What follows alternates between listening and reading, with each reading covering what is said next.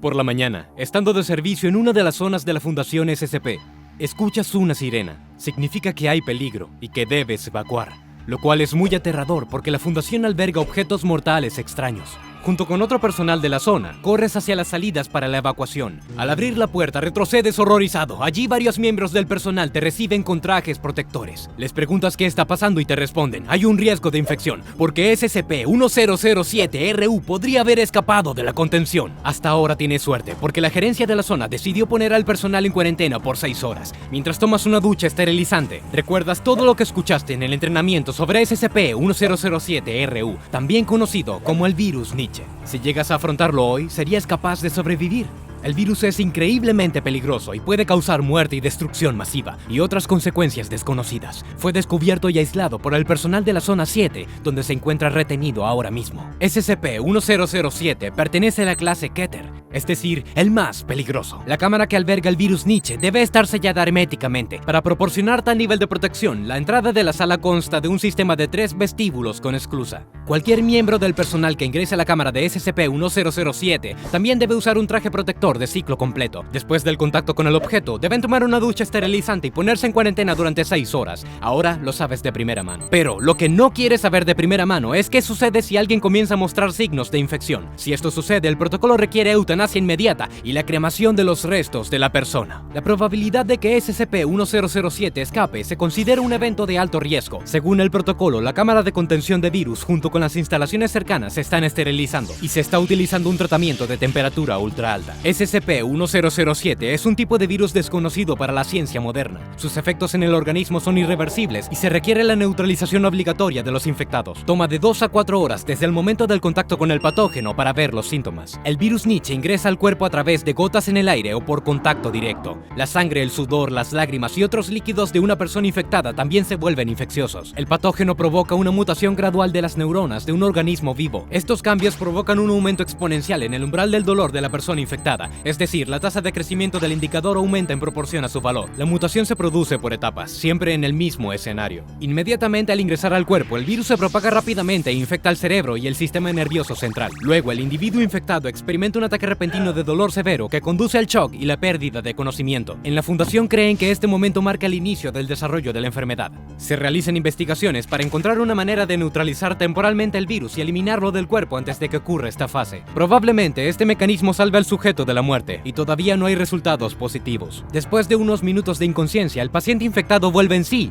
Durante esta primera etapa de la enfermedad, la persona infectada se siente totalmente normal durante las próximas 48 horas. A veces dura hasta 108 horas y no nota ningún cambio en su cuerpo. Entonces el paciente infectado comienza a sentir un dolor fuerte que aumenta constantemente. Se ha nombrado esta fase como periodo de actividad y dura unas 36 horas. En el punto máximo del periodo, el sujeto pierde el conocimiento. Presumiblemente, el mecanismo del periodo de actividad es este. El virus tiene un efecto desconocido sobre las neuronas sensoriales nociceptores que se activan solo por los estímulos dolorosos, mientras que aumenta el umbral del dolor del infectado. Cuando el paciente se recupera, las neuronas alteradas necesitan tiempo para adaptarse. Luego, el virus inicia el proceso de verificación del funcionamiento de los nociceptores actualizados. En este punto, el individuo infectado ingresa al periodo de actividad. Cuando el dolor se vuelve insoportable, el sistema nervioso se sobrecarga, el sujeto pierde el conocimiento y todo el ciclo se repite nuevamente. Con cada etapa, tanto el periodo de adaptación de las neuronas como el umbral del dolor del individuo aumentan exponencialmente. Durante el periodo de actividad, la persona infectada experimenta un dolor que alcanza los límites de su ciclo actual.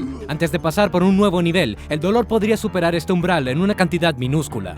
Esto es probable cuando comienza el proceso de pasar a la siguiente etapa. Todos los intentos de aliviar el dolor resultante con narcóticos, hipnosis u otros métodos han fracasado. Resulta que el virus crea su propia cadena de transmisión de impulsos entre los receptores del dolor y el cerebro, duplicando en realidad el sistema nervioso del individuo. El mecanismo de acción del sistema nervioso secundario aún se desconoce. No se conocen medicamentos que lo afecten y además, durante el periodo de actividad, el virus mantiene el cuerpo encendido. Como tal, el sujeto se ve esencialmente obligado a permanecer despierto, incapaz de perder el conocimiento hasta que el periodo de actividad haya terminado. La duración del periodo de actividad no depende de la etapa en la que se encuentre la persona infectada. Este hecho también sugiere que el virus hace algún tipo de comprobación de rutina de sus propias modificaciones. Se desconoce cuántos de estos reinicios pueden suceder, probablemente sean infinitos. Durante la primera serie de experimentos, ninguno de los pacientes infectados sobrevivió a la etapa 6. Una vez una rata de laboratorio llegó a un 9º ciclo, pero decidieron matarla, temiendo las posibles consecuencias de cualquier transición posterior. A pesar de una mayor tolerancia al dolor, el propio cuerpo del individuo infectado permanece prácticamente sin cambios. Es el dolor en sí el que indica el daño físico al cuerpo. Este mecanismo no funciona durante la infección de SCP-1007. El principal objetivo de estudiar a los infectados era determinar su umbral de dolor. Por eso muchos de los sujetos murieron por lesiones físicas durante los experimentos. La mayoría de los detalles están calificados. Utilizaron todo tipo de métodos de tortura y mutilación en los sujetos. Incluso durante el peor de ellos permanecieron conscientes, mientras sintieron los niveles más altos de dolor durante la fase activa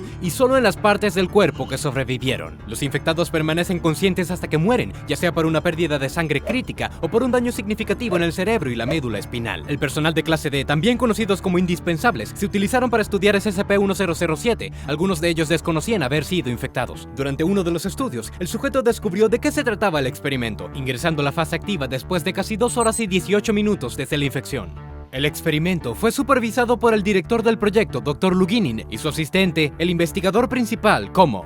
El sujeto mostró dolor severo en su corazón, cabeza, estómago, piel, huesos y dientes. Durante el primer ciclo, confesó haber sido asesinado y violado y suplicó que el dolor se detuviera hasta que perdió el conocimiento. 3 minutos después, el sujeto recuperó el conocimiento con síntomas de amnesia. La extrema brutalidad de los experimentos atrajo la atención del Consejo SCP-05 sobre el virus Nietzsche, entre otras preocupaciones. Entonces el Consejo prohibió los experimentos que obligan a una persona infectada a pasar por el 6º ciclo. Cuando los científicos se opusieron, un miembro del Consejo 054 sugirió que primero intentaran imaginarse experimentando ese tipo de dolor. Además, los próximos experimentos tenían que ser aprobados por el Consejo. Sabemos que después de algún tiempo, el jefe del estudio de SCP-1007, el Dr. Luginin, exigió que el Consejo 05 detuviera los experimentos y destruyera el objeto. Llamó al virus Nietzsche una invención del diablo. El Consejo 05 insistió en continuar con los experimentos para encontrar una manera de eliminar la fase activa. Esto permitiría utilizar el virus Nietzsche para los fines de la Fundación y para el mejoramiento de la humanidad. Podría usarse para crear una clase de personal particularmente eficaz. Podrían trabajar en condiciones demasiado peligrosas para otros empleados. La Fundación podría lograr nuevos niveles de trabajo con ciertos objetos, sin mencionar la capacidad de crear grupos de trabajo especiales. El Dr. Luginin dio a conocer su descontento con la decisión del Consejo, por lo que fue suspendido del proyecto. En su lugar, Komov, el investigador junior, continuó estudiando el objeto. Ya había sido sospechoso de sadismo debido a su participación en permitir que el virus Nietzsche se desarrollara hasta la 6ª etapa, pero su evaluación psiquiátrica no confirmó este diagnóstico. Más tarde, Komov pudo obtener el permiso para experimentar con personas hasta e incluso la 9ª etapa. Al recordar todo esto durante la cuarentena de 6 horas, se da cuenta de que es poco probable que pueda superar a SCP-1007, especialmente si ya se ha infectado, pero se puede intentar sobrevivir y llegar a la etapa 9 o más. Potencialmente podrías convertirte en un superhumano con un extraño compañero, el virus Nietzsche, como Tom Hardy y Venom en la película del mismo nombre. Para evitar cualquier tortura adicional antes de la fase activa, puedes intentar preparar tu cuerpo para su aparición. La Fundación SCP tiene tecnologías avanzadas y desarrollos secretos dentro de sus paredes, por lo que podría encontrarse una cámara de hidrorrespiración en su arsenal. La persona infectada, es decir, tú, te encontrarías en este recipiente cerca del inicio de la fase activa. Tus pulmones se llenarían con una solución rica en oxígeno de una base de compuesto de perfluorocarburo y se administrarían unos relajantes musculares y vitaminas por vía intramuscular e intravenosa. Estas medidas no reducirían el nivel del dolor que sientes, pero le permitirían a tu cuerpo sobrevivir la transición a cada nueva etapa. Sin embargo, este proceso no parece particularmente confiable. Un umbral alto de dolor es típico en personas con afecciones psiquiátricas graves. Se ha observado en esquizofrénicos, así como en personas con tendencias maníaco-depresivas y suicidas. Es muy probable que en una de las etapas del virus Nietzsche decidas abandonar el estudio voluntariamente o, peor aún, convertirte en un psicópata. No solo dejarías de sentir dolor físico, sino también compasión, remordimiento y empatía. Otra opción es usar SCP-291, el desensamblador. Este objeto permanece en la clase segura y puede desmontar el cuerpo de un organismo vivo y volver a armarlo sin efectos secundarios negativos. En este caso, cada órgano individual sería reemplazado por uno sano. Sería desarmado, dejando solo su cerebro original atrás y reensamblando con nuevos órganos. Pero sigue el problema de garantizar la seguridad de un sujeto infectado. Y más importante aún, está el problema de eliminar el virus del cerebro donde realmente se instala.